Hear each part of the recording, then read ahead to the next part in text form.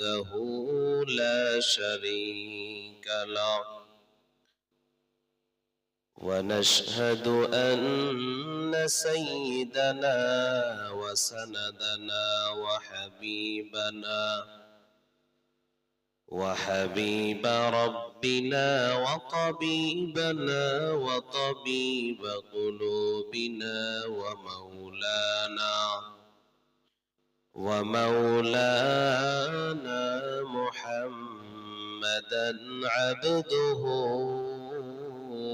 ورسوله الذي أرسله الله تعالى بالحق بشيرا ونذيرا وداعيا إلى الله بإذنه وسراجا منيرا أما بعد فأعوذ بالله من الشيطان الرجيم بسم الله الرحمن الرحيم ألم يجدك يتيما فآوى ووجدك ضالا فهدى ووجدك عائلا فأغنى فأما اليتيم فلا تقهر وأما السائل فلا تنهر وأما بنعمة ربك فحدث صدق الله مولانا العظيم وصدق رسوله النبي الأمي الكريم ونحن على ذلك من الشاهدين والشاكرين والحمد لله رب العالمين اللهم صل على محمد وعلى آل محمد كما صليت على إبراهيم وعلى آل إبراهيم إنك حميد مجيد اللهم بارك على محمد وعلى آل محمد كما باركت على إبراهيم وعلى آل إبراهيم إنك حميد مجيد بذكر شهر جبینی در خروش است ولی نداری معنا که گوش است نه بلبل بر غلش تسبیح کانست که هر کار به تسبیحش زبان است مومن ذکر خدا بسیار گو یا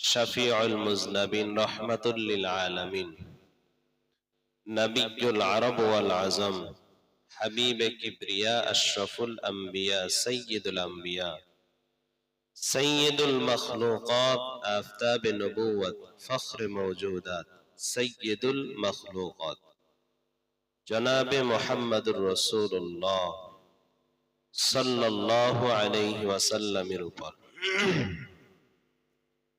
সর্বোপরি শুকর যে আল্লাহ রাব্বুল আলামিন তার নিজ দয়ার বিনিময় আপন রহমতে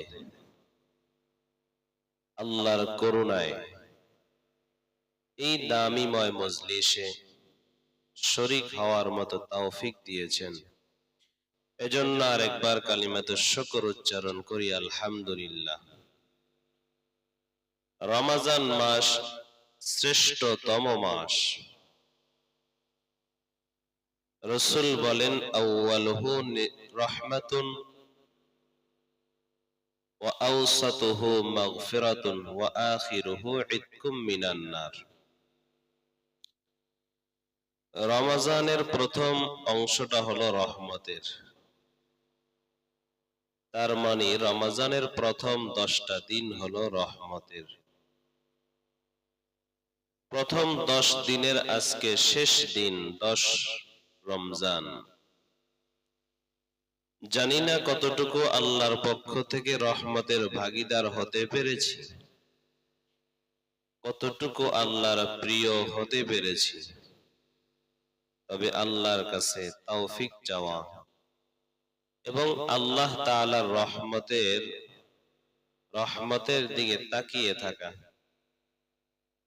এবং এই আশা করা যে আল্লাহ তাআলা হয়তো আপনাকে আমাকে পরিপূর্ণ রহমতের ভাগীদার হিসাবে কবুল করে নেবেন। এজন্য আল্লাহর রহমতের আশাবাদী হওয়া, আল্লাহর কাছে বলা, আল্লাহ যেহেতু রমজান মাস আমাদেরকে দান করেছেন, রমজান মাস পর্যন্ত যেহেতু হায়াত পেয়েছি, রমজানের রোজাগুলো রাখতেছি, তারাবিগুলো পড়তেছি, আল্লাহ আপনি আমাদেরকে রমজানের নিয়ামত থেকে, রমজানের রহমত থেকে বঞ্চিত করে দিয়েন না, মাহরুম করে দিয়েন না।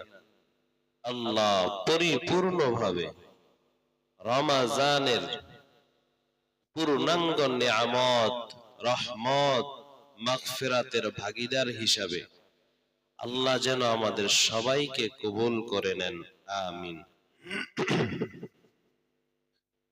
সূরাতুদ দুহা নিয়ে আলোচনা করতেছিলাম। আল্লাহ রাব্বুল আলামিন আপনার আমার নবী মুহাম্মদুর রাসূলুল্লাহ সাল্লাল্লাহু আলাইহি ওয়াসাল্লামকে এই সূরার ভিতরে সান্ত্বনা দিয়েছেন। নবীকে সান্ত্বনা দেওয়া, নবীর যত উম্মত আছে সমস্ত উম্মতকেই সান্ত্বনা দেওয়া।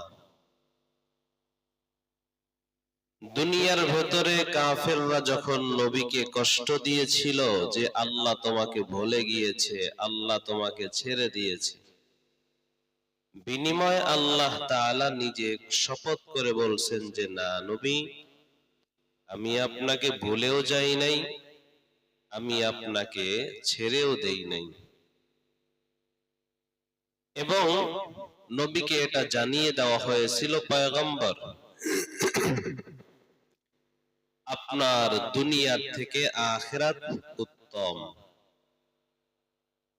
তার মানে দুনিয়াতে চলতে গেলে মুসিবত আসবে, বিপদ আসবে, দুনিয়াতে চলার পথে কষ্ট থাকবে, দুনিয়াতে চলার পথে বিভিন্ন ঝামেলা থাকবে, কিন্তু আল্লাহ তাআলা বলেন দুনিয়া যেমনই চলুক না কেন একদিন শেষ হবে। আখিরাত যদি সুন্দর হয়, আখিরাত এমন জিন্দেগি যেটা শুরু হবে আর কোনোদিন শেষ হবে না। অতএব দুনিয়ার জীবন নিয়ে চিন্তা করে পেরেশান হয়ে লাভ নাই। আপনি আখিরাত আপনার জন্য উত্তম, অতএব আপনি আখিরাতের জন্য ফিকির করেন, আখিরাতের চিন্তায় মগ্ন হন। এবং আল্লাহ বলে দিলেন, নবী আপনি কষ্ট নিয়েন না, ওয়ালা সাউফা ইউতিকা রাব্বুকা ফাতারদা, যে আমি আপনাকে অচিরেই এমন সুসংবাদ দিব যেই সংবাদে আপনি নিজে খুশি হয়ে যাবেন, আপনি নিজেই খুশি হয়ে যাবেন। আর নবী বলেছিলেন যে আল্লাহ, আমি তো ততক্ষণ খুশি হব না যতক্ষণ পর্যন্ত আমার একজন উম্মত জাহান্নামে থাকবে। নবী বলেন, একজন উম্মত জাহান্নামে থাকবে আর আমি খুশি হব না? আমি খুশি হব না। আল্লাহ বলেন যে আপনার খুশি হওয়া পর্যন্ত আমি আপনাকে সুযোগ দিয়ে রাখবো। তার মানে যখন একজন উম্মত আর জাহান্নামে থাকবে না, নবী তখন বলবেন, আল্লাহ আমি এখন খুশি হয়ে গেছি। সুবহানাল্লাহ। তার মানে এই সুসংবাদ আমাদের জন্য নবী সুপারিশ করবেন, আমাদের জন্য নবী আল্লাহর কাছে আরজি পেশ করবেন, আমাদেরকে নবী জান্নাতে নেওয়ার জন্য অধীর আগ্রহ নিয়ে বসে থাকবেন। অতএব ওই নবীর সাথে সম্পর্ক গভীর করা দরকার। কিভাবে নবীর সাথে সম্পর্ক গভীর করব? নবীর সুন্নতের উপরে আমল করব। আল্লাহ নবীর রেখে যাওয়া সুন্নত গুলো আমল করা, রাসূলের উপরে বেশি বেশি দুরূদ পাঠ করা, দুরূদ পড়া। আল্লাহ রাব্বুল আলামিনের উপরে বলেন, আলাম ইয়াজিদকা ইয়াতীমান ফাআওয়া। আল্লাহ তাআলা বলেন, পয়গম্বর আমি কি আপনাকে এতিম অবস্থায় পাই নাই? এতিম অবস্থায় তো আমি আল্লাহ আপনাকে ছেড়ে দেই নাই। ফাআওয়া, আমি আপনাকে আশ্রয় দান করেছি। আল্লাহ তাআলা নবীকে বলেন, ও পয়গম্বর, একটা সময় আপনি এতিম ছিলেন, জন্মের আগে আপনি আপনার বাবাকে হারিয়েছেন। আপনি দুনিয়াতে আসার 6 মাসের মাথায় আপনি আপনার মাকেও হারিয়েছেন। মাও নাই, বাবাও নাই। মা বাবা হারা সন্তান, আপনাকে তো তখনও আমি আল্লাহ ছেড়ে দেই নাই। আমি আল্লাহ আপনার দাদা আবু তালিবের মাধ্যমে আপনাকে লালন পালন করেছি। আপনার উপরে মাতৃত্বের ছায়া দিয়ে রাখছে আপনার দাদা।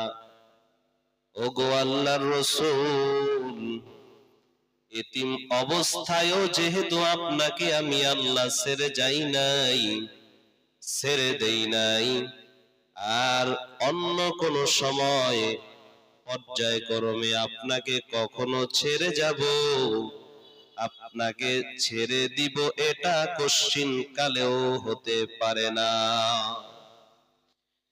আল্লাহ তাআলা বলেন, নবী আপনাকে এতিম অবস্থায় আমি আল্লাহ পেয়েছি, ওই সময় তো আমি আপনাকে ছেড়ে যাই নাই, ছেড়ে দেই নাই। আমি আল্লাহ আপনাকে আশ্রয় দিয়েছি। আল্লাহ তাআলা যদি কোন বান্দাকে আশ্রয় না দেন, দুনিয়ায় কোন বান্দা টিকে থাকা কখনো সম্ভব নয়। আল্লাহ তাআলা আরো বলেন, ওয়া ওয়াজাদাকা দাল্লান ফাহাদা। আল্লাহ তাআলা বলেন, ও নবী আপনি ছিলেন দল, আপনি রাস্তা চিনতেন না, ফাহাদা, আমি আল্লাহ আপনাকে রাস্তা চিনিয়েছি। ও পয়গম্বর, দুনিয়ার রাস্তাও আপনি চিনতেন না, আখিরাতের রাস্তাও তো আপনি চিনতেন না, আমি আল্লাহই তো আপনাকে চিনিয়েছি। শিশু মুহাম্মদ মদিনা মক্কার অলিতে গলিতে হাঁটতেছেন, হঠাৎ সংবাদ হয়ে গেল মুহাম্মদকে খুঁজে পাওয়া যায় না। শিশু মুহাম্মদ বাড়িতে নাই, মাঠে নাই, কই গেল শিশু মুহাম্মদ? শিশু মুহাম্মদকে কোথাও খুঁজে পাওয়া যায় না। সবাই খোঁজাখুঁজি করতেছে, সবাই খুঁজতেছে। আবু জাহাল সেও শিশু মুহাম্মদকে খুঁজতেছে, কারণ মুহাম্মদ তো আবু জাহালের ভাতিজা। খুঁজতে খুঁজতে গিয়া দেখে একটা মেষ পালের পেছনে শিশু মুহাম্মদ দৌড়াদৌড়ি করতেছে। আবু জেহেল সেখান থেকে ধইরা শিশু মুহাম্মদকে বাড়িতে দিয়ে আসলো। আল্লাহ তাআলা বলেন, নবী, ওই যে শিশু অবস্থায় আপনি হারিয়ে গিয়েছিলেন, আমি আল্লাহ আবু জেহেলের মাধ্যমে আপনাকে বাড়িতে পৌঁছায় দিলাম। আর একটু যখন বড় হয়ে গেলেন, এবার শিশু মুহাম্মদ বালক হয়ে গেছে। আবু তালিবের সঙ্গে সে সিরিয়ায় ব্যবসার জন্য যাইতেছে। রাত্রিবেলা ব্যবসায়ী কাফেলার সঙ্গে যাইতেছে। হঠাৎ করে মুহাম্মদ যেই উটের পিছনে বসা, এই উটের রশি ধইরা এক শয়তান রাস্তা অন্যদিকে ঘুরায় দিয়েছে। অন্য রাস্তায় টান দিয়া মুহাম্মদের বাহনটাকে ঘুরায় নিয়ে গেছে। আল্লাহ তাআলা বলেন, নবী, ওই যে আপনার বাহন অন্য রাস্তায় চলে গেল, আপনি ওই রাস্তা চিনতেন না, আগে পরে আপনি ওই রাস্তায় কখনো যান নাই। আমি আল্লাহ জিব্রাইলকে পাঠায় দিছি। জিব্রাইল আইসা মুহাম্মদের বাহনের রশিটা যেই শয়তানটা ধরেছিল, এই শয়তানকে এমন একটা ফু দিয়েছে, এক ফুতে মক্কার বাহিরে আবেশিনিয়ায় পাঠায় দিছে। জিব্রাইল নিজে হাতে ধইরা মুহাম্মদের বাহনটাকে আবার তার কাফেলার সাথে সংযুক্ত করে দিয়েছে। আল্লাহ তাআলা বলেন, পয়গম্বর, ওয়া ওয়াজাদাকা দাল্লান ফাহাদা, নবী, আপনি রাস্তা হারায় গিয়েছিলেন, রাস্তা চিনতেন না, আমি আল্লাহ কুদরতি ভাবে আপনাকে রাস্তা চিনিয়েছি। দুনিয়ার রাস্তা হারায় গেলেও আমি আল্লাহ আপনাকে রাস্তা দেখাইছি। দুনিয়ার রাস্তারও দিক নির্দেশনা আমি আল্লাহ দিয়েছি। পয়গম্বর, আপনি তো আখিরাতের রাস্তাও চিনতেন না, কোনটা জান্নাতের পথ, কোনটা জাহান্নামের পথ, কোনটা নেকের পথ, কোনটা গুনাহের পথ আপনি চিনতেন না, কিন্তু আমি আল্লাহ এটাও আপনাকে চিনিয়েছি। আমি আল্লাহ ওই হেরা গুহার ভেতরে আমি আল্লাহ জিব্রাইলকে পাঠাইয়া আপনাকে ইলম শিক্ষা দিলাম, আপনার উপরে কোরআন নাজিল করেছি, জান্নাতের পথ দেখাইছি, জাহান্নামের পথ দেখাইছি। শুধু তাই নয়, আপনার মাধ্যমে গোটা জাতিকে আমি আল্লাহ জান্নাতের পথ চিনাইলাম, জাহান্নামের পথ চিনাইলাম। ওগো আল্লাহর রাসূল, আপনি তো জানতেন না, আপনি তো চিনতেন না হেদায়েতের রাস্তা, এই ব্যাপারে আপনি অজ্ঞ ছিলেন, আপনি জানতেন না। আমি আল্লাহই তো আপনাকে জানাইছি, আমি আল্লাহই তো আপনাকে জ্ঞান দান করেছি।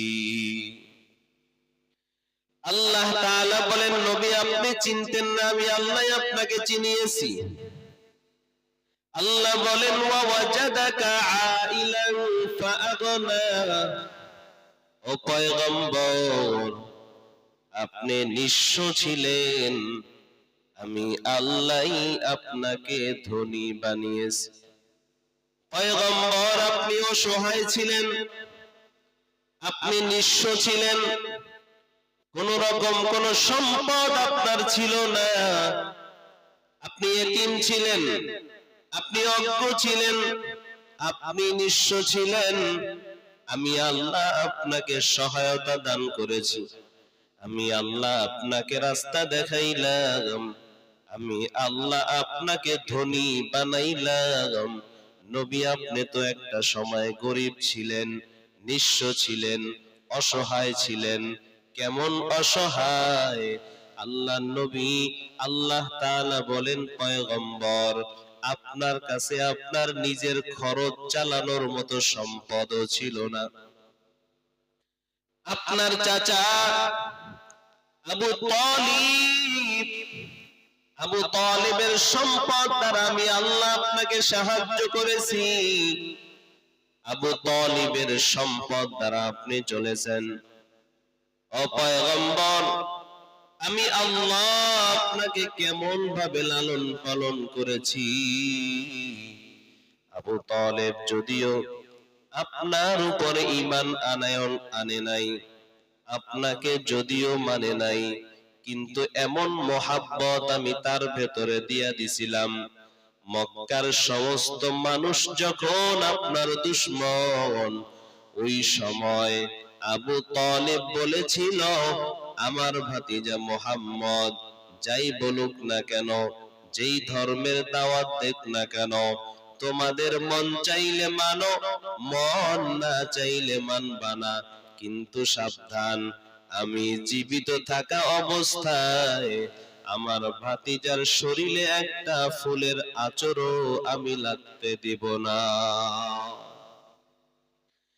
আল্লাহ তাআলা বলেন, পয়গম্বর এমন ভাবে আমি আল্লাহ আপনাকে লালন পালন করেছি, আপনি ছিলেন এতিম, আপনি ছিলেন বেখবর, আপনি ছিলেন অজ্ঞ, আমি আল্লাহ জ্ঞান দান করেছি। আপনি ছিলেন নিঃস্ব, আমি আল্লাহই তো আপনাকে সহায়তা দান করেছি, আমি আল্লাহই তো আপনাকে ধনী বানিয়েছি। এক নম্বরে আমি আপনার চাচা আবু তালিবের সম্পদ দ্বারা আপনাকে ধনী বানিয়েছি। দুই নম্বরে আপনাকে যখন আবু তালিবের সম্পদে আপনার হয় না, আমি আল্লাহ খাদিজার সম্পদের মাধ্যমে আমি আল্লাহ আপনাকে ধনী বানায় দিলাম। পয়গম্বর আরবি সাল্লাল্লাহু আলাইহি ওয়াসাল্লাম যুবক মানুষ, 25 বছর বয়স, মক্কার ওই সম্ভ্রান্ত পরিবারের একটা কন্যা খাদিজা, বিশাল বড় ব্যবসায়ী, মক্কার 5 জন ব্যবসায়ীদের ভেতরে অন্যতম একজন হলো হযরতে খাদিজা। খাদিজাতুল কুবরা অনেক বড় একজন বুদ্ধিমতী নারী, অনেক জ্ঞান সম্পন্ন একজন নারী, ভদ্র একজন নারী, উত্তম আখলাকওয়ালা চরিত্রবান একজন নারী। মুহাম্মাদুর রাসূলুল্লাহ সাল্লাল্লাহু আলাইহি ওয়াসাল্লাম কর্মচারী হিসাবে খাদিজার বাড়িতে কর্মচারী হিসাবে রইলেন। খাদিজাতুল কুবরা ব্যবসায়িক মালামাল দিয়া মুহাম্মদকে আরেকজন কর্মচারী সহ সিরিয়ায় পাঠায় দিলেন, যাও যাও এই ব্যবসায়িক মালগুলো নিয়ে যাও, বিক্রি করে লাভ্যাংশ নিয়ে আসবা। মুহাম্মদ সম্পদ নিয়ে চলে গেলেন, ব্যবসায়ী কাফেলার সঙ্গে গিয়া মিশলেন। তার সঙ্গে যেই কর্মচারী, তিনি তাকায় দেখলেন অন্য সময় যেই মাল যেই সম্পদ বিক্রি করতে সময় লেগে যাইত 2 দিন 3 দিন, কিন্তু মুহাম্মদ যখন নাকি সম্পদ হাতে নেয় মুহূর্তের ভেতরেই সেটা বিক্রি হয়ে যায়, এবং অন্য সময় যেই পরিমাণ লাভ হইতো এখন মুহাম্মাদের কাছে তার দ্বিগুণ পরিমাণ লাভ হয়। অল্প সময়ের ভেতরে ব্যবসা করে চলে আসছে। খাদিজাতুল কুবরা ব্যবসায়িক মালের হিসাব মিলায় দেখলেন যে অন্য সময় যেই পরিমাণ লাভ হইতো মুহাম্মাদের এইবার ব্যবসায় তো তার দ্বিগুণ লাভ হয়েছে। খাদিজার ভিন্ন কর্মচারী ডাক দিয়া বলে, ও আমাদের সরদার, এই যে মুহাম্মদ যাকে আপনি আমাদের সাথে ব্যবসার জন্য পাঠাইছেন, এই মুহাম্মদ এমন একজন মানুষ, আমি যখন তার সঙ্গে রাস্তা দিয়ে হাঁটতাম আমি অনেক সময় দেখতাম প্রচন্ড রৌদ্রের ভেতরেও তার মাথার ভেতরে কেমন যেন মেঘ আইসা ছায়া দান করত। সুবহানাল্লাহ। এবং সে যেই মালগুলো বিক্রি করার জন্য দাঁড়াইতো তার মালগুলো বিক্রি হইতে মোটেও সময় লাগতো না, মাল নিয়ে দাঁড়াইতো সাথে সাথেই বিক্রি হয়ে যাইতো। খাদিজাতুল কুবরা মুহাম্মাদের সততা দেখলেন, মুহাম্মাদের যোগ্যতা দেখলেন।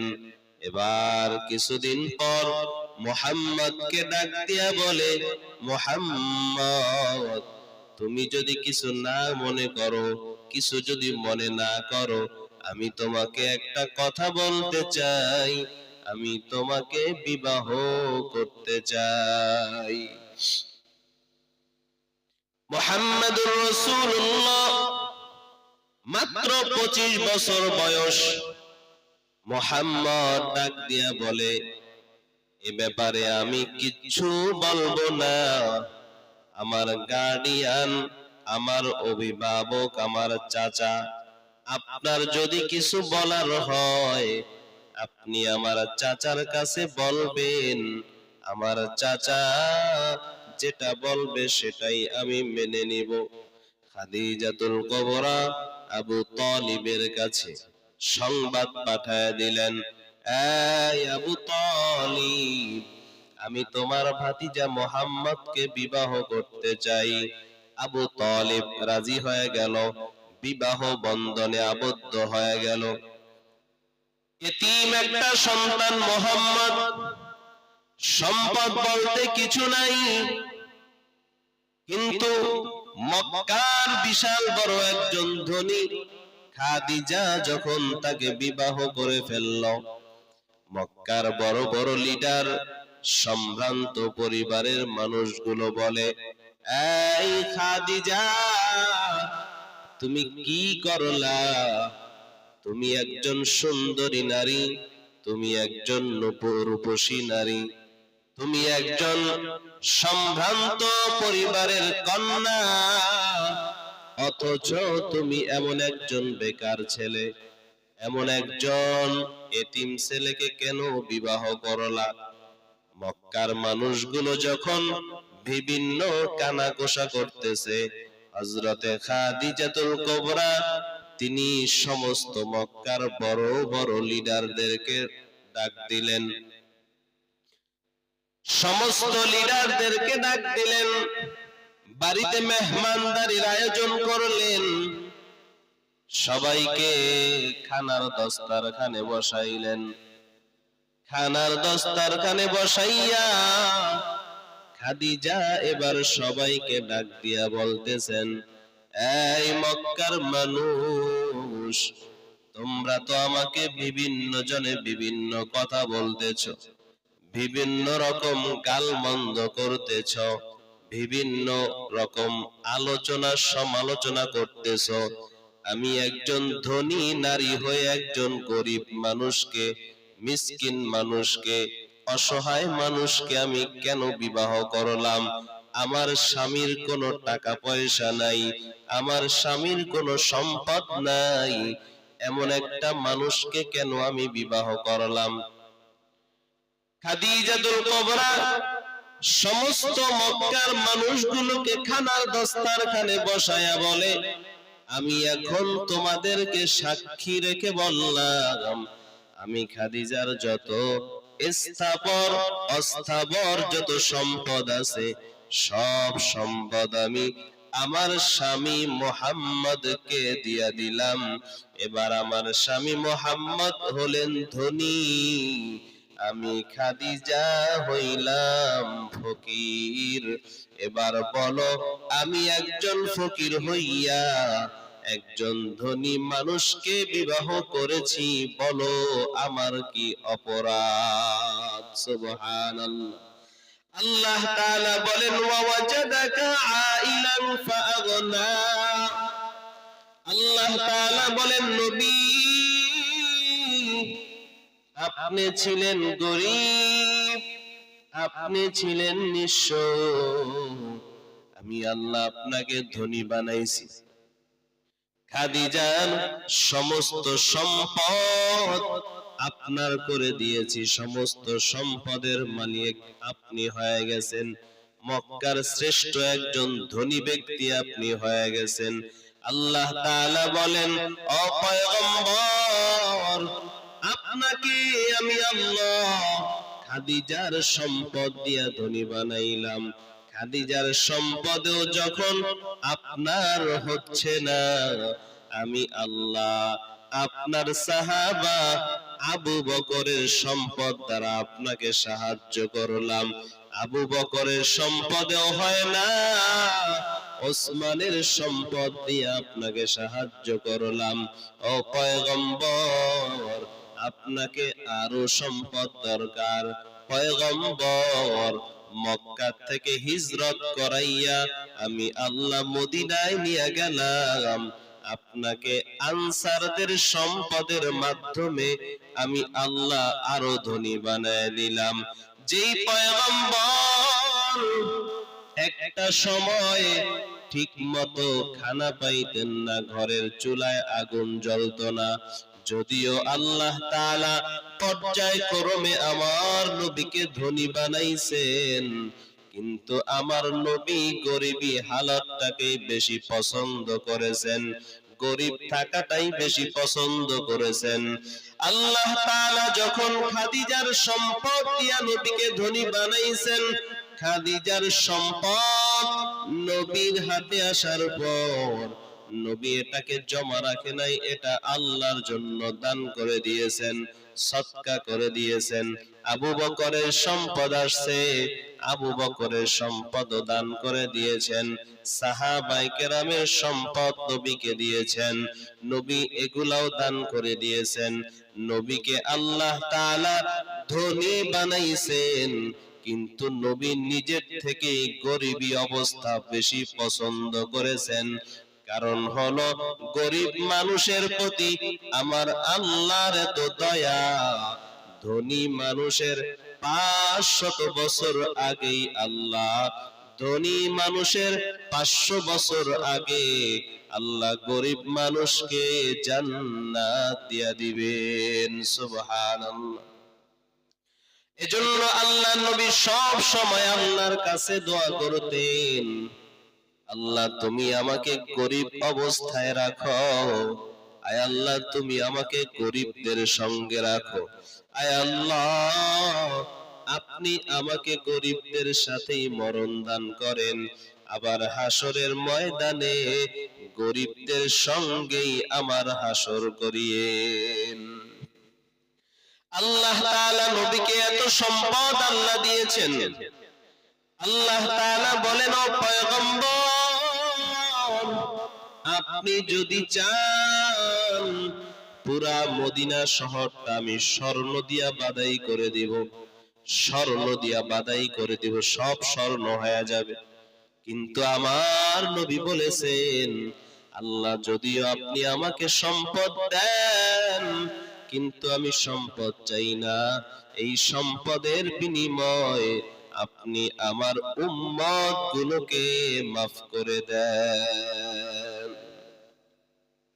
নবী আমাদের জন্য বলছেন যে আল্লাহ যদিও আপনি আমাকে ধনী বানায় দিয়েছেন, আমি এই ধনী এই অবস্থা চাই না, এর থেকে আমার কাছে প্রিয় আপনি আমার উম্মত গুলোকে মাফ করে দেন, আমার উম্মত গুলোকে মাফ করে দেন। আল্লাহ নবী দুনিয়াকে ছেড়ে এত কষ্ট করেছেন, কিন্তু নবী কখনো কোনো কষ্ট নিজের মনে নেয় নাই। সব কষ্ট নবী সহ্য করেছেন, শুধু বলেছেন আল্লাহ সব সহ্য করব, বিনিময়ে তুমি আমার উম্মতকে শুধু মাফ করে দাও।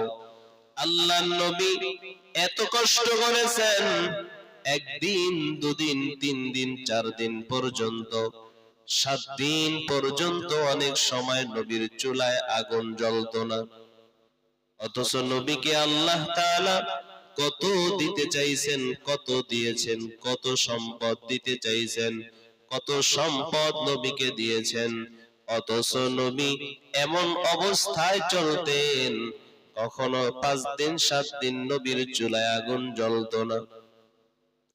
শুধু নবী কেন, নবীর কন্যা ফাতেমাতুজ জোহরা রাদিয়াল্লাহু তাআলা আনহা 3 দিন পর্যন্ত ফাতেমার চুলায় কোনো আগুন নাই। ফাতেমাতুজ জোহরার 2টা সন্তান হাসান আর হুসাইন ক্ষুধার যাতনায় কান্না করে, কষ্ট করে। আল্লাহর নবীকেও মদিনায় কোথাও পায় না। হাসান হুসাইন নবীর জন্য নবীকে খুঁজতে যায়, নবীর বাড়িতে নবীকে পায় না। মসজিদে যায়, মসজিদেও নবী নাই। হাসান আর হুসাইন বাড়িতে কান্না করে। হঠাৎ কিছুদিন পর নবী আমার ফাতেমার দরওয়াজায় আয়েশা হাজির হয়ে গেছে। এ ফাতেমা বাড়ি আসো। ফাতেমা ভেতর থেকে কোনো আওয়াজ দেয় না। আবার ফাতেমাকে ডাক দিছে, ফাতেমা। ফাতেমার কোনো আওয়াজ নাই। আবার ফাতেমা বলে যখন ডাক দিছে, কোনো আওয়াজ নাই। দ্বিতীয়বার ফাতেমা ছোট কণ্ঠে আওয়াজ দিয়া বলে, আব্বা জান, আপনি আমাকে ডাকতেছেন, অথচ আপনার সামনে আসব এতটুকু বস্ত্র তো আমার শরীরে নাই। পয়গম্বর নিজের রুমালটা অথবা পাগড়িটা ভেতরে ফাতেমাকে দিলেন, এটা পরিধান করে তুমি সামনে আসো। ফাতেমা সামনে আসলেন।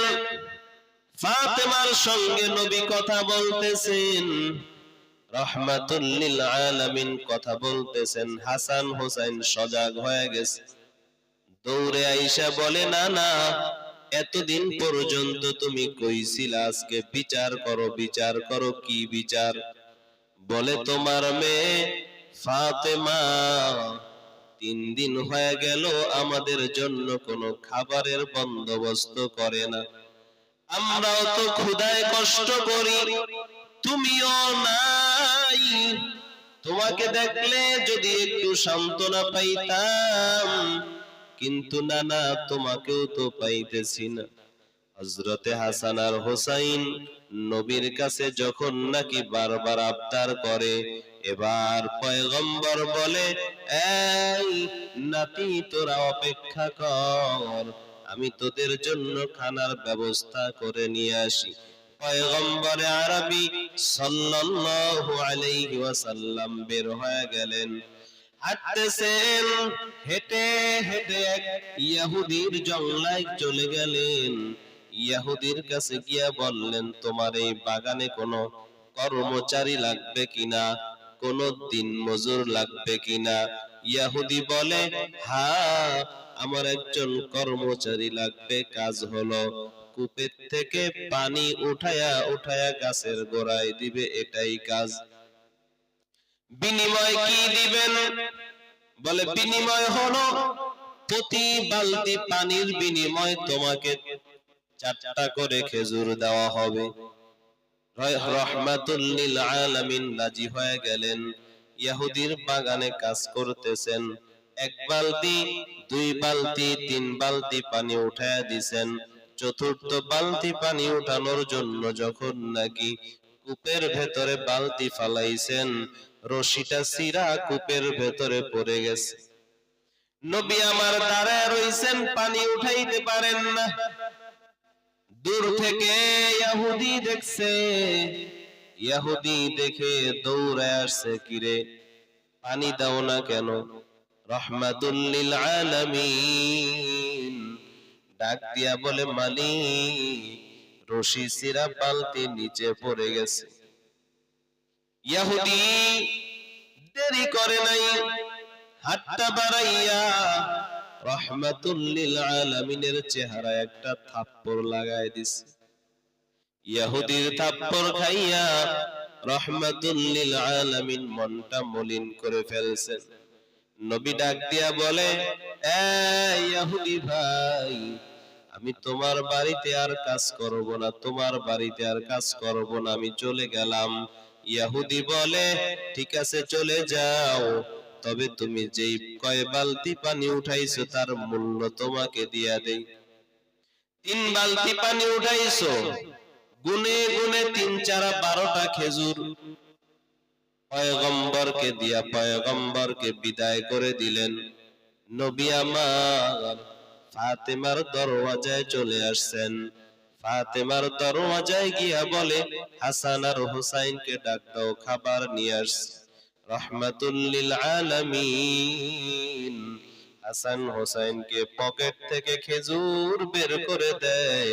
হাসান আর হুসাইন খেজুর খায়, আনন্দ করে। কিন্তু হযরত ফাতেমা রাহমাতুল লিল আলামিনের চেহারার দিকে তাকায় রইছেন। বাবা, আপনার চেহারাটা এত মলিন কেন? চেহারার ভেতরে কেমন যেন কষ্টের ছাপ দেখা যায়। নবী বলতে চায় না। হঠাৎ করে ফাতেমার দরওয়াজায় কে যেন ডাক দিছে। নবী গিয়া দরওয়াজা খুলে দিলেন। তাকায় দেখে যে ইহুদির বাড়িতে নবী কাজ করতেন, ওই ইহুদি ফাতেমার দরওয়াজার সামনে হাজির। আল্লাহ নবী তাকায় দেখে ইহুদির একটা হাত কাটা, হাত কাটা অবস্থায় নবীর দরওয়াজায় হাজির। নবী ডাক দিয়া বলে, কি ব্যাপার, আপনার এই অবস্থা কেন? ইহুদি ডাক দিয়া বলে, মুহাম্মদ, আমাকে তুমি মাফ করে দাও, আমি তোমাকে চিনতে পারি নাই, তোমাকে চিনতে পারি নাই। তুমি আমার বাড়িতে কাজ করেছো, তোমাকে আমি আঘাত করেছি, তোমাকে চিনতে পারি নাই। যদি চিনতাম কখনো তোমাকে আঘাত করতাম না। এরে মুহাম্মদ, আমাকে মাফ করে দাও আর আমাকে কালেমা পড়ায়া দাও, কালেমা পড়ায়া আমাকে মুসলমান বানায় দাও। সুবহানাল্লাহ। পয়গম্বর আমার ইহুদিকে কালেমা পড়ায় দিলেন। বলে, তোমার হাত কাটা কেন?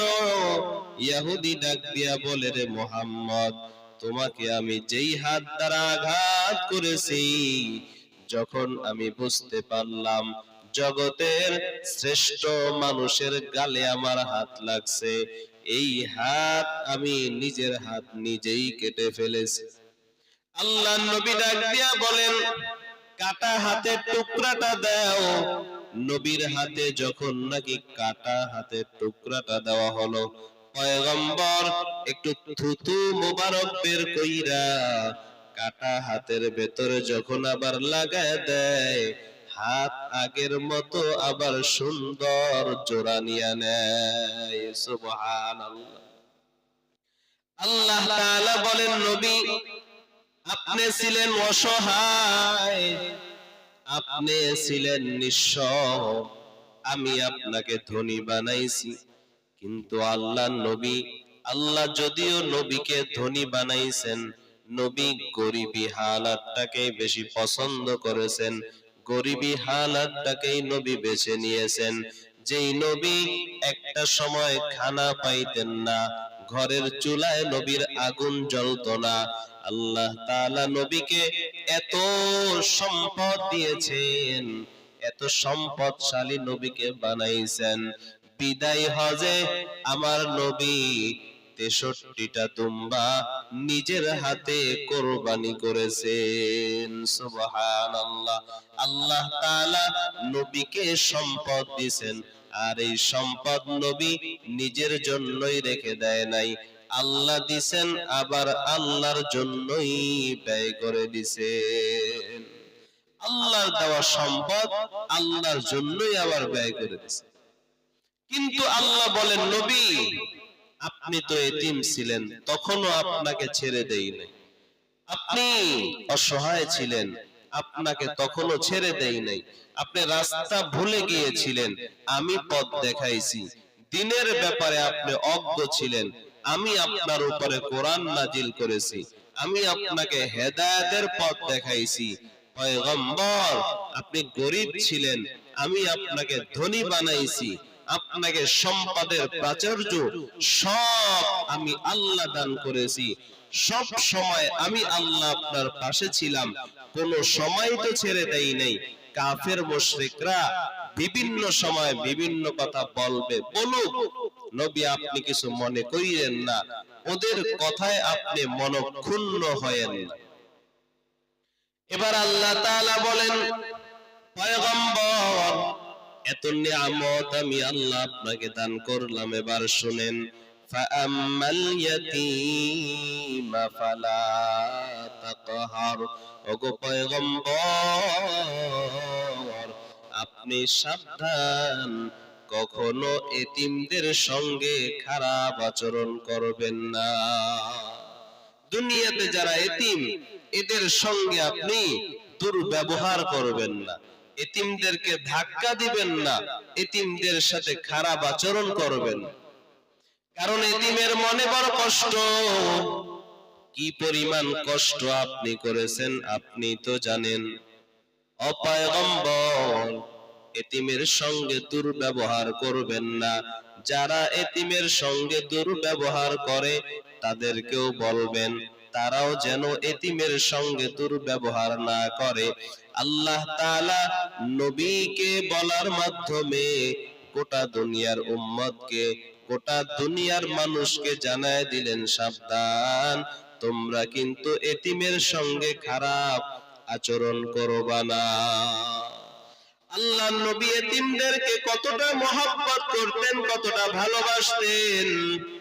রাহমাতুল লিল আলামিন রাস্তায় বের হয়ে গেলেন, হঠাৎ তাকায় দেখে রাস্তার কিনারে একটা ছোট বাচ্চা বসে বসে কান্না করতেছে।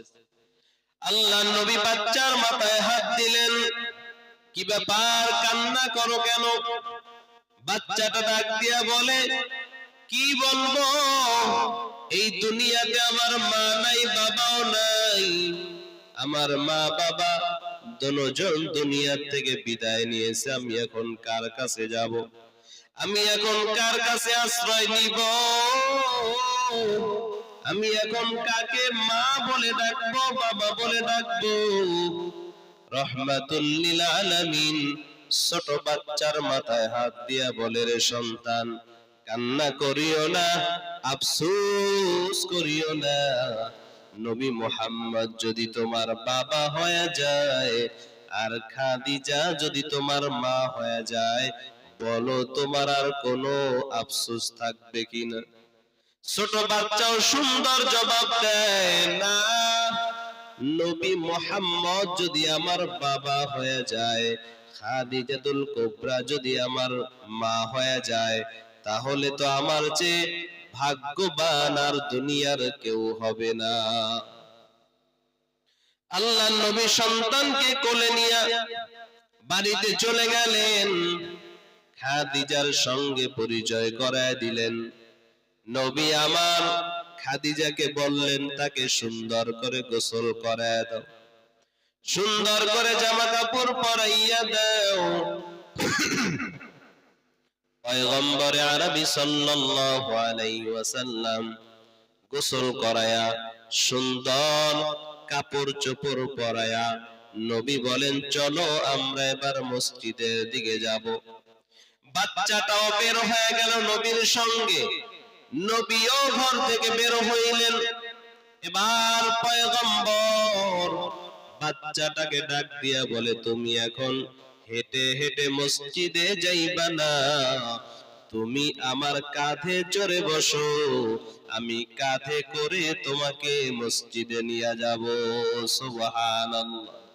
আল্লাহ নবীর কাঁধে বাচ্চাটা উঠতে চায় না, নবী আমার ডাক দিয়া বলে উঠো, তোমার বাবা থাকলে তোমার বাবার কাঁধে তুমি উঠতা, তুমি আমাকে বাবা হিসাবে আমার কাঁধে তুমি উঠে বসো। বাচ্চাটাকে কাঁধের ভেতরে নিয়ে পয়গম্বর আবার মসজিদের দিকে রওনা।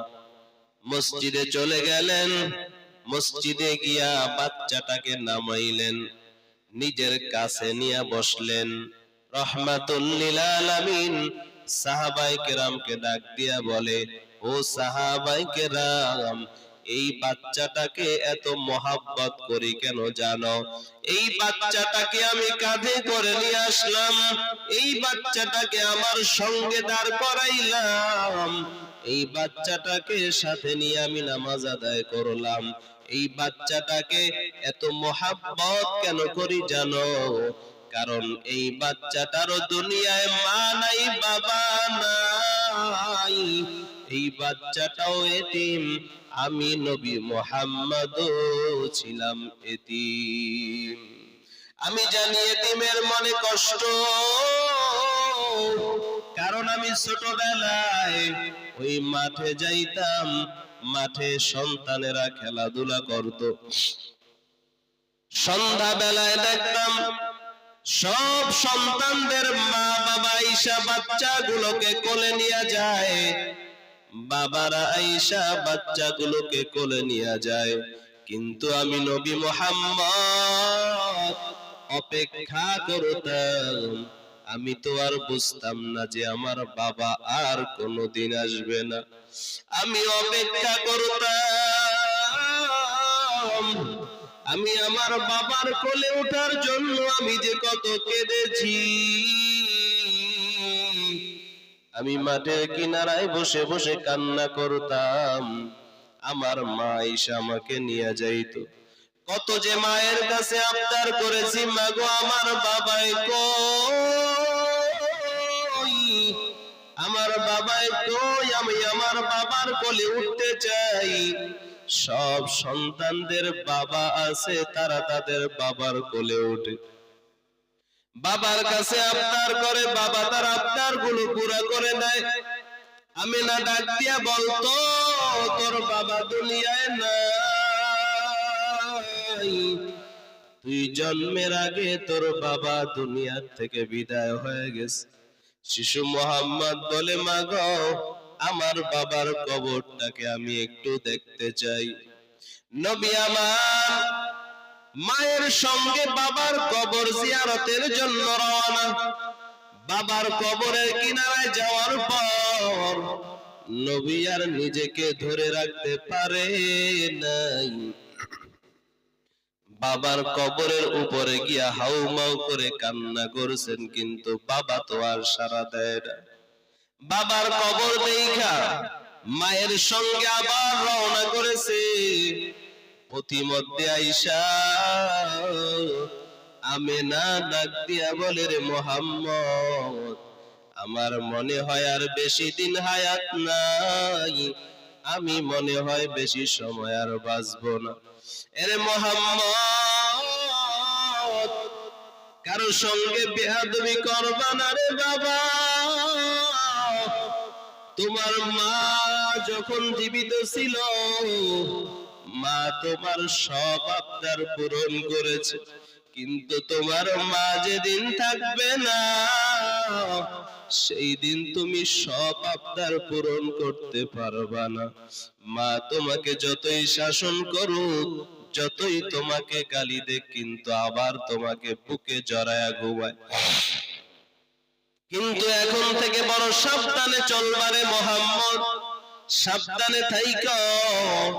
আল্লাহ নবী সাহাবাদেরকে ডাক দিয়া বলেন, আমি আমার ছোটবেলায় মাকে হারায়া বুঝছি। মা হারানো ব্যথা কত যন্ত্রণার, এই জন্যই সন্তানটাকে আমি আমার কাঁধে কইরা আমার কাছে নিয়ে আসলাম, আমার পাশে বসাইলাম, আমার কাছে আমার বাড়িতে আশ্রয় দিলাম।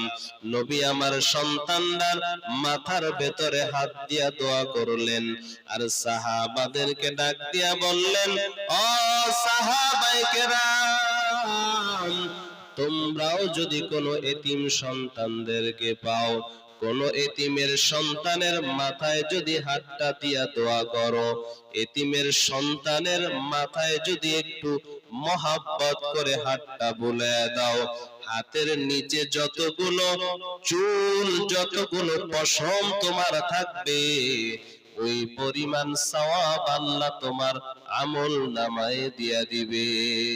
সুবহানাল্লাহ।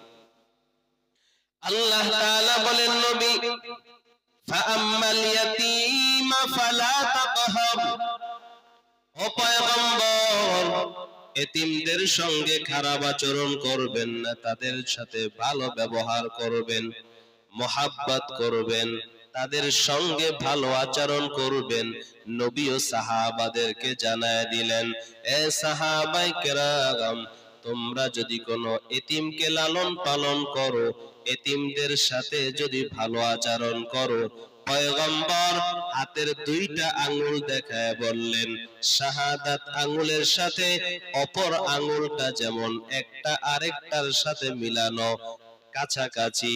নবী বলেন, এতিমদেরকে যারা লালন পালন করবা, ভালো আচরণ করবা, আমি নবীর সাথে এমন কাছাকাছি জান্নাতে থাকবা।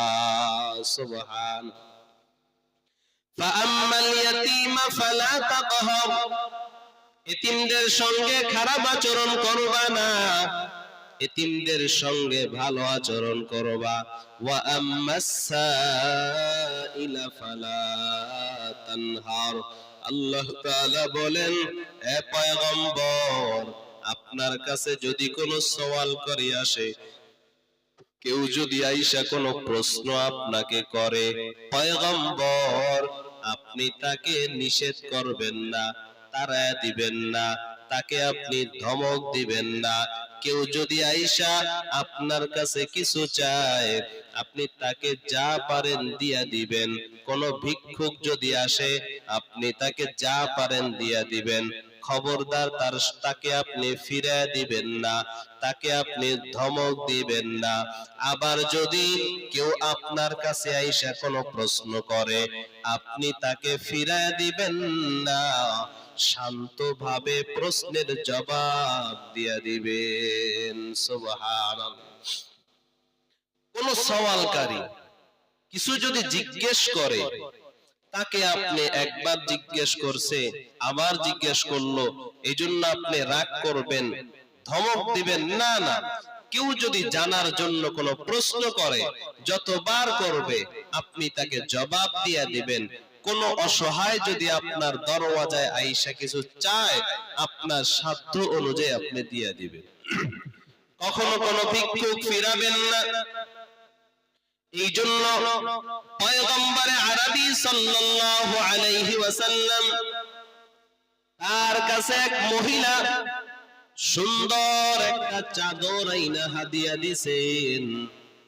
নবীর চাদরটাও বড় দরকার ছিল, খুব প্রয়োজন ছিল। অপরদিকে অনেক দামি একটা চাদর নবীকে হাদিয়া দিল। মহিলা চলে গেল, নবী আমার চাদরটা গায়ে দিয়ে বসে আছেন। এক সাহাবী আয়েশা নবীকে ডাক দিয়া বলে, পয়গম্বর আপনার চাদরটা আমাকে হাদিয়া দিয়া দেন, আপনার চাদরটা আমার ভাল লাগছে, দিয়া দেন। পয়গম্বর দেরি করে নাই, সাথে সাথে চাদরটা কইলা সাহাবাকে দিয়া দিছে। অন্য সাহাবারা, নবী যখন চলে গেছে, অন্য সাহাবারা এরে ধরছে, মিয়া তুমি তো কামটা ভালো করলা না, নবীর এই চাদরটা দরকার ছিল এবং সেটা হাদিয়া আসছে, আর এই চাদরটা তুমি চাইলা, তুমি জানো না যে নবীর কাছে যদি কেউ কিছু চায় নবী ফিরায় না, নবীর কাছে যখন কেউ কিছু চায় নবী সাধ্যমতো দিয়া দেয়, থাকলে না করে না, দিয়া দেয়। তুমি তো ভালো করে জানো নবীর কাছে চাইলে তো নবী নিষেধ করবে না, নবীর এই প্রয়োজনের জিনিসটা তুমি কেন চাইলে? সাহাবা ডাক দিয়া বলে, আমিও জানি নবী চাইলে নিষেধ করতে পারবে না, নবী নিষেধ করবে না, এটা জানি বিদায় আমি নবীর কাছে চাইছি, কারণ নবীর গায়ে জড়ানো চাদর আমি চাই আমার কাফন হিসাবে ব্যবহার হবে। সুবহান। আমি এই বরকতের জন্য নিছি, তোমরা তো ওইটা দেখছো, আমি তো বরকতের জন্য নিছি, কারণ নবীর দেওয়া চাদর যদি আমার শরীরে পরানো থাকে, নবীর দেওয়া চাদর যদি আমার গায়ে থাকে, ওই কবর আমাকে চাপ দিতে পারবে না। আম্মা জান খাদিজাতুল কুবরা রাদিয়াল্লাহু তাআলা আনহা ইন্তেকালের পূর্বে নবী আমার একদিন বাড়িতে আইসা দেখেন খাদিজা মাটির ভেতরে গড়াগড়ি খাইতেছেন, কান্নাকাটি করতেছেন। খাদিজা এত কেন কান্না করো? বলে কবরের চিন্তা আমাকে কাঁদায়, এই ফেরেশতাদের প্রশ্নের জবাব আমাকে কাঁদায়। আমি খাদিজা এমন আমল করতে পারি নাই, প্রশ্নের জবাব দেওয়ার মতো আমল আমি তো করতে পারি নাই।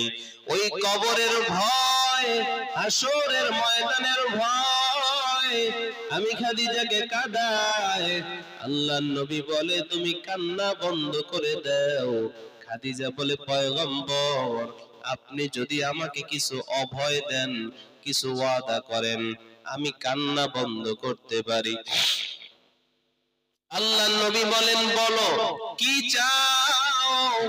খাদিজা ডাক দিয়া বলে পয়গম্বর আমি মারা যাওয়ার পর আমার কাফনটা যেন আপনার পরনের একটা জুব্বা হয়, আপনার শরীরের একটা জামা দিয়ে আমাকে কাফন পরাবেন। কেন কেন কেন? বলে পয়গম্বর আমি ওই কবরে আযাবকে বড় ভয় পাই। ও পয়গম্বর এমন কোন নেক আমল করতে পারি নাই যে আমলের মাধ্যমে কবর থেকে বাঁচবো। ও পয়গম্বর তবে আমি এটা বিশ্বাস করি, আমি এটা মানি, আপনার পরিধানের জুব্বা যদি আমার শরীরের সঙ্গে লেগে থাকে, ওই কবর আপনার জুব্বার সম্মানে আমাকে চাপ দিবে না। পয়গম্বর আপনি আমি মারা যাওয়ার পর আপনি আমার জানাজার ইমাম হয়ে যাবেন। আপনি যদি আমার জানাজার ইমাম হয়ে যান, আপনি যদি আমার জন্য দাঁড়ায় একটু দোয়া করে দেন, আমার বিশ্বাস আমাকে আল্লাহ মাফ না করে পারবে না। পয়গম্বর ওই ফেরেশতাদের জবাব সবাই যদিও চলে আসবে, আপনি আসবেন না। আপনি কবরের কিনারায় দাঁড়ায়া দাঁড়ায়া মুনকার নাকিরের ফেরেশতার জবাবগুলো আপনি দিয়া দিবেন। আল্লাহর নবী বলে তিনটা মেনে নিলাম। খাদিজা ইন্তেকালের পরে রাসূলের জুব্বা দিয়া নবীকে, রাসূলের জুব্বা দিয়া তাকে কাফন পরানো হল। রাসূল নিজে জানাজার ইমামতি করলেন, রাসূল নিজে তাকে কবরের ভেতরে রাখলেন। কবর কমপ্লিট হওয়ার পর নবী পার্শ্বে দাঁড়ায় রইলেন, ফেরেশতাদের আসার অপেক্ষায়। কোনো আওয়াজ পায় না। দীর্ঘ সময় পর আল্লাহ জিব্রাইলের মাধ্যমে জানায় দেয়, ও পয়গম্বর যেই খাদিজা এতটা ভয় করেছে, যে খাদিজা এতটা আমল করেছে, আপনাকে এত মহাব্বত করেছে, ও পয়গম্বর, তার জবাব দেওয়ার জন্য আপনাকে অপেক্ষা করতে হবে না। পয়গম্বর, খাদিজার প্রশ্নের জবাব যদি প্রয়োজন হয়, আমি আল্লাহ নিজে তার জবাব দিয়ে দিব। সুবহানাল্লাহ। ওই সাহাবাও বলে, তোমরা তো দেখলা যে আমি রাসূলের চাদর নিছি, না না বরকতের জন্য নিছি। আমি এটাকে দিয়া চাদরের সাইজ অনুযায়ী দেখলাম যে এটা আমার কাফন হবে, এই জন্যই বরকতটা হাতছাড়া করলাম না। আমি চাই আমার কাফন হয়ে যাবে এই কাপড়। পয়গম্বরে আরবি কখনো যদি কেউ কিছু চাইতেন তাকে ফিরায় দিতেন না। যে যা চাইতেন, যেভাবে চাইতেন, যখন চাইতেন, নবী দিয়া দিতেন। কারণ আল্লাহ বলেছেন, ওয়া আম্মাস সাইলা ফালা তানহার। পয়গম্বর, আপনার কাছে যদি কোনো সওয়ালকারী আসে, কোনো ভিক্ষুক আসে, আপনি তাকে তাড়ায় দিবেন না, ধমক দিবেন না, ধমক দিবেন না। কারণ এই আল্লাহর পক্ষ থেকে যে ভিক্ষুকগুলো আসে, এরা নিজের থেকে আসে না, আমি আল্লাহর পক্ষ থেকে আপনার বাড়ির দরওয়াজায় হাজির হয়। এরা আমি আল্লাহর পক্ষ থেকেই রহমত নিয়ে যায়। নবী, এদেরকে আপনি ফিরাবেন না। উম্মতকেও নবী বলেন, সাবধান উম্মত, তোমার বাড়ির দরওয়াজায় কেউ আসলে তুমি তাকে ধমক দিও না। যা পারো দিয়ে দাও, না পারলে বলো মাফ করে দেন, এখন পারতেছি না। তাদের সঙ্গে খারাপ আচরণ করিও না। আর যখন তোমাকে কেউ কোনো প্রশ্ন করে, প্রশ্ন যদি তোমার মনোব্রত নাও হয়, তার সাথে তুমি খারাপ আচরণ করিও না। যদি জানো উত্তর, উত্তর দিয়ে দাও, জবাব দিয়ে দাও। যদি না জানো, বলো ভাইজান আমি জানি না। তার সাথে খারাপ আচরণ করিও না। আর এই জন্য লাগবে ধৈর্য। ধৈর্য না থাকলে সম্ভব না। ইমাম আজম আবু হানিফা রাহমাতুল্লাহি আলাইহি সারা রাত দাঁড়ায় দাঁড়ায় ইবাদত করতেন। আবার সারা রাত তিনি কোরআন হাদিস নিয়ে গবেষণা করতেন, মাসআলা মাসাইল বের করতেন। সারা রাত সজাগ থাকতেন। এমনকি 40 বছর পর্যন্ত এশার ওযু দিয়া ফজরের নামাজ পড়ছেন। সারা রাত ঘুমায় নাই। শুধুমাত্র দুপুর বেলা, দুপুরে খানা দানা খাওয়ার পরে একটু বিশ্রাম নেওয়া নবীর সুন্নাত, কাইলুলা যাকে বলা হয়, বিশ্রাম নিতেন। এই সময় এক আল্লাহর বান্দা আয়েশা ইমাম আবু হানিফার ঘরের দরওয়াজায় আওয়াজ করছে, ইমাম সাহেব বাড়ি আছেন নাকি? আবু হানিফা রাহমাতুল্লাহি আলাইহি মাত্র শুইছেন। ওই সময় আয়েশা ডাক দিছে, তো আবু হানিফা দাঁড়ায় গেছেন, দরওয়াজা খুলে দিছেন। কেন ভাই, কি জন্য আসছেন? আল্লাহর বান্দা বলে, কি জন্য আসছিলাম তো ভুলে গেছি। ঠিক আছে যান, যখন মনে আসবে আবার আপনি আইসেন। আবার যখন দরজা আটকায় শুইছে, আবার ওই লোকটা আইসা ডাকছে। আবারও সজাগ হয়ে দরওয়াজা খুলে দিছেন, ভাই মনে পড়ছে না, ভুলে গেছে।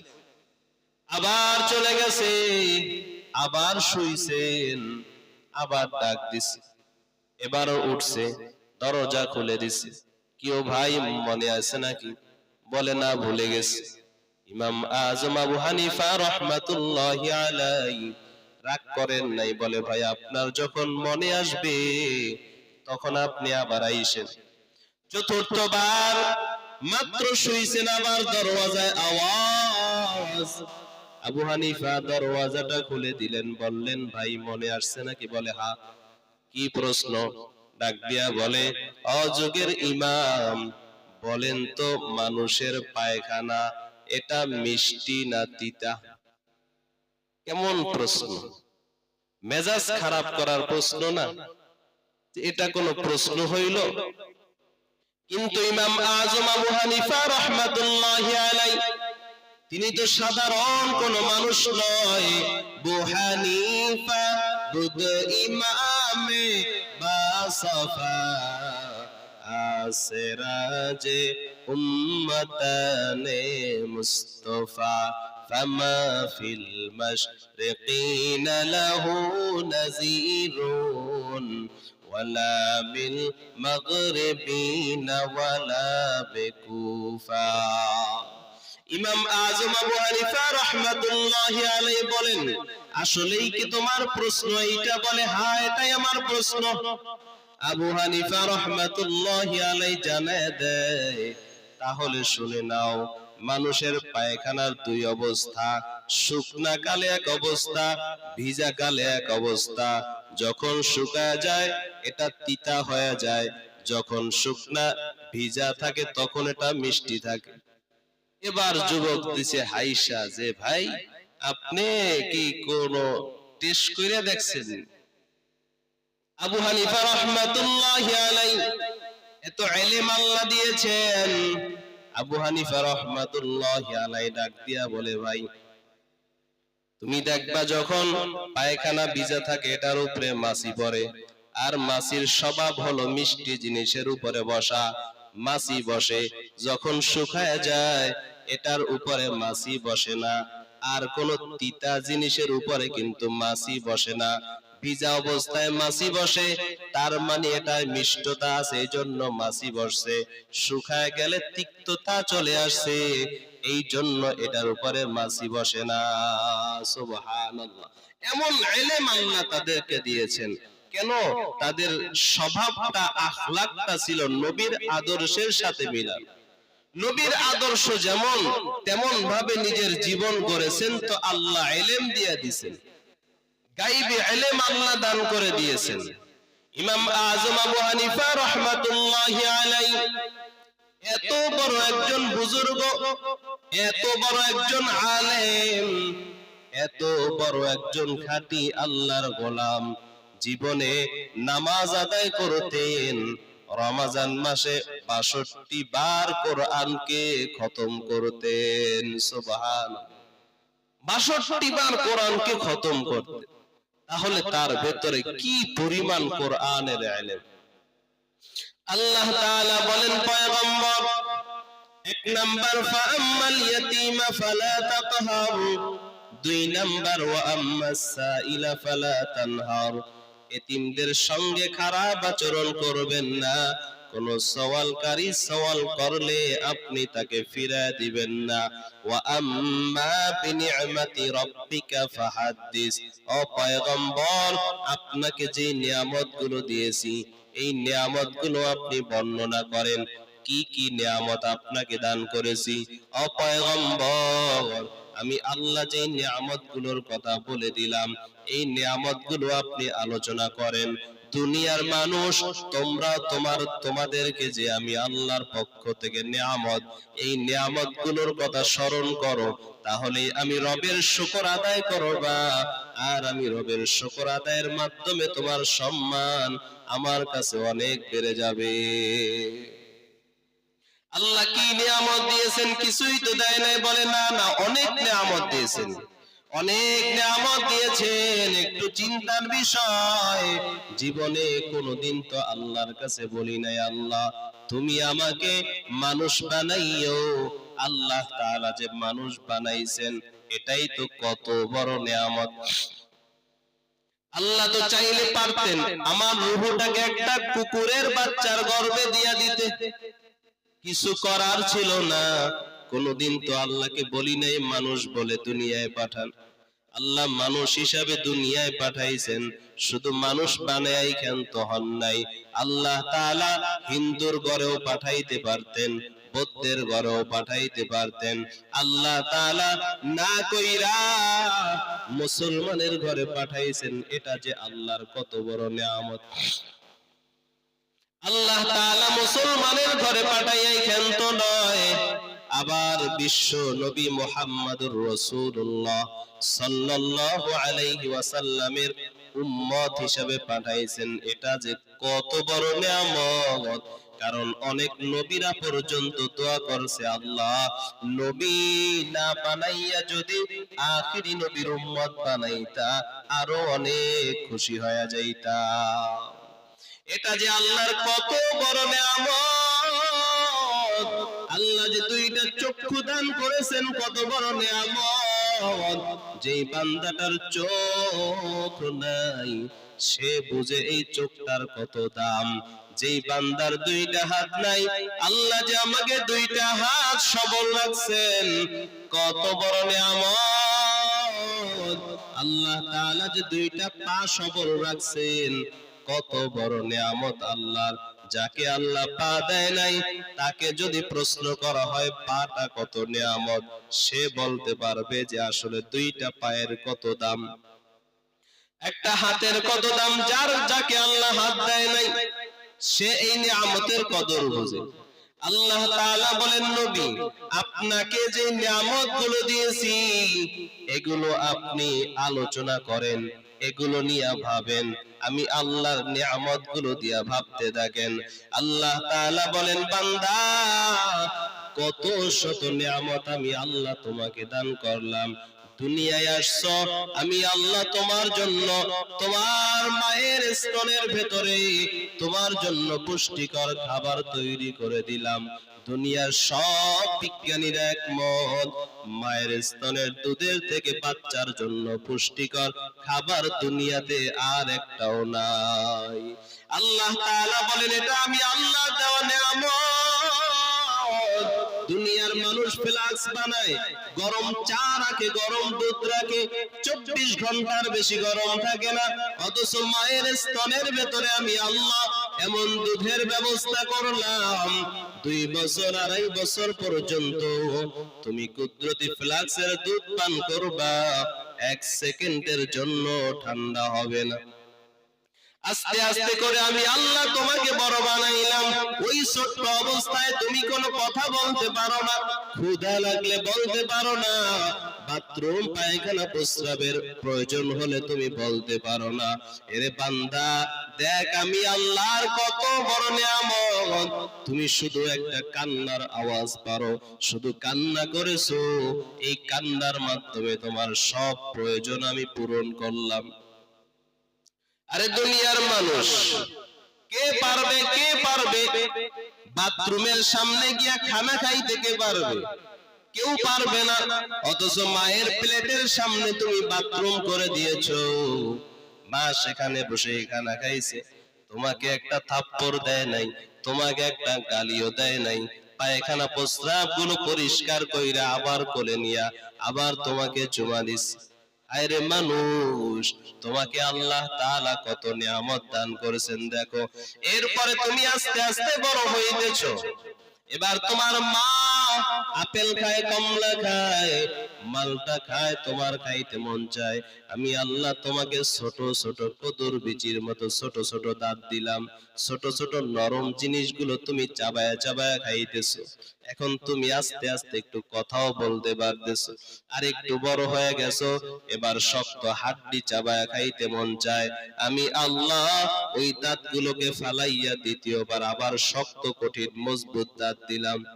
এরে বান্দা দেখো আমি আল্লাহ তোমার জন্য কত নিয়ামত দিলাম। এক প্রকার খাবার হইলেই তো হইতো, দেখো আমি আল্লাহ তোমার জন্য ভাতের ব্যবস্থা করলাম, কত রকমের ভাত, কত রকমের চাল, তরকারি একটা হইলেই তো হইতো, কত রকম তরকারি তোমার জন্য ব্যবস্থা করলাম। এরে বান্দা গোশত তো এক প্রকার হইলেই হইতো না, না আমি আল্লাহ কত প্রকার গোশত তোমার জন্য ব্যবস্থা করলাম। মুরগি এক স্বাদ, ছাগলের ভেতরে এক স্বাদ, গরুর ভেতরে এক স্বাদ, উটের গোশতের ভেতরে এক রকম স্বাদ, যেইটা ভাল লাগে সেইটা গাও। এক রকম মাছ হলেই তো হইতো, আমি আল্লাহ নানান রকমের মাছ তোমাকে দিলাম। ইলিশ খাও, এরপরে বোয়াল খাও, যত রকম মাছ আছে তুমি খাইতে তা করে বান্দা। তোমার জন্য আমি নিয়ামতে ভরপুর করে রাখলাম, 3 বেলা খানা হলেই তো হয়। আমি আল্লাহ আরো নিয়ামত হিসাবে অনেক ফল ফলাদি তোমার জন্য রাখলাম, এগুলো খাইবারে বান্দা। যত পারো খাও, যত পারো খাও, খাওয়ার পরে যদি বলো আলহামদুলিল্লাহ, এগুলো সব আমি আল্লাহর পক্ষ থেকে নিয়ামত। যদি শুকর আদায় করো বান্দা, যত যা কিছু খাইবা কোনো হিসাব আমি আল্লাহ নিব না। আল্লাহ বলেন ওয়া আম্মা বিনি'মাতি রাব্বিকা ফাহাদ্দিস, আপনাকে যে নিয়ামত দিয়েছি এই নিয়ামতের আলোচনা করেন আর এই নিয়ামতের শুকর আদায় করেন। শুকর আদায় করবেন, নিয়ামত ভক্ষণ করবেন, আমি আল্লাহ লা আযীদান্নাকুম, আপনার নিয়ামত আরো আরো আরো অনেক বাড়ায় দিব। আল্লাহ তাআলার পক্ষ থেকে ফরমান, নবীকে সান্ত্বনা, আর নবী শান্ত হবে আমাদের মাধ্যমে, আমাদের গুনাহ মাফ, আমরা জান্নাতি, তো নবী শান্তি, নবী খুশি। আর নবীকে খুশি করব কিভাবে? নবীর সুন্নত মানার মাধ্যমে, নবীর সাথে সম্পর্ক ভালো হবে, নবী আমাদের জন্য শাফায়াত করবেন, নবীর আদেশগুলো মানব, এতিমদের সাথে ভালো আচরণ করব, সায়েল যারা এদের সাথে ভালো ব্যবহার করব, আল্লাহর পক্ষ থেকে যে নিয়ামতগুলো আমাদেরকে দিয়েছেন এই নিয়ামতের কদর করব, নিয়ামতের শুকর আদায় করব। আল্লাহ তাআলা আমাদেরকে তৌফিক দান করেন, আমিন। আল্লাহুম্মা সাল্লি আলা মুহাম্মাদ ওয়া আলা আলি মুহাম্মাদ কামা সাল্লাইতা আলা ইব্রাহিম ওয়া আলা আলি ইব্রাহিম ইন্নাকা হামিদুম মাজিদ। اللهم بارك على محمد وعلى آل محمد كما باركت على إبراهيم وعلى آل إبراهيم إنك حميد مجيد. أستغفر الله رب